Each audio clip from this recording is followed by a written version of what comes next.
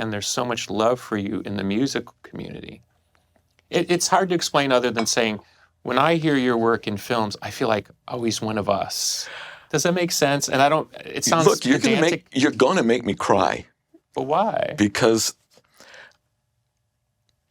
I've only felt that in the last couple of years since I came back. You know, I've been so living on my own, and I've never really felt connected to anything.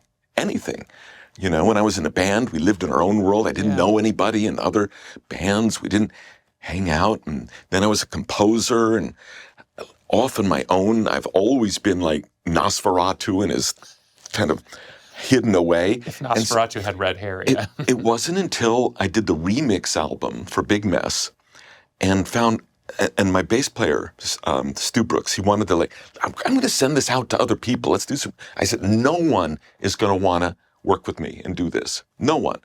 And suddenly it was like, oh, like Square Pusher and this one and Ghost Man and Trent.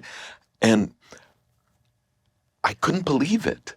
That's what I'm trying to tell you. I mean, you know it, but I'm saying is like, I was shocked. That's why I'm shocked in the reverse.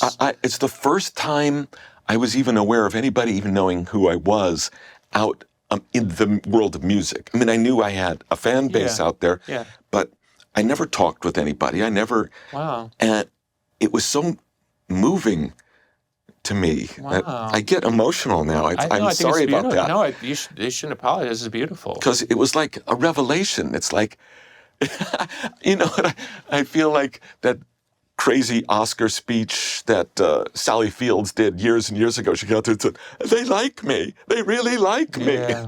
And I thought, that's so corny. And here I am doing the same thing. If I have any kind of meta take in this, it gets all the things I wanted to talk to you about is somehow you've had the world come to you. Does that make sense?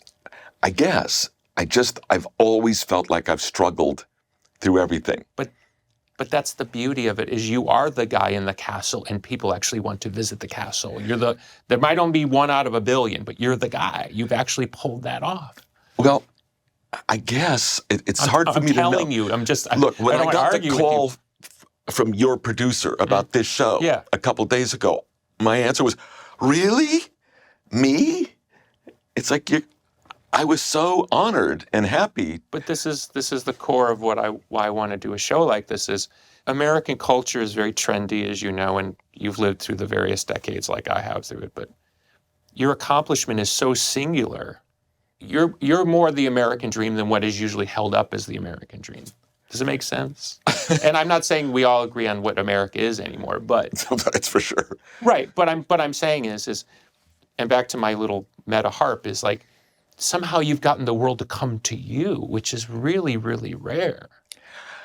I never thought of it that way. So it's just really interesting to hear, you know. But that's maybe why it's worked, because you're not looking out the window, is anybody paying attention every 5 seconds? I'm more that guy. I'll do crazy stuff and be like, do you still like me? Do you still hate me? I'm too reflexive like that. And that's probably one of my great weaknesses.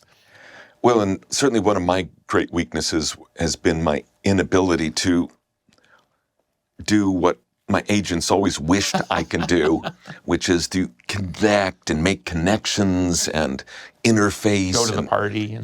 Exactly. Like, I'm really shy, you know, around people, in a group of people. One-on-one, I'm fine. Yeah. But put me in a room full of people, I just find myself, like I said, in the shadows and don't know what to do with myself. So I've never been good at that. Okay.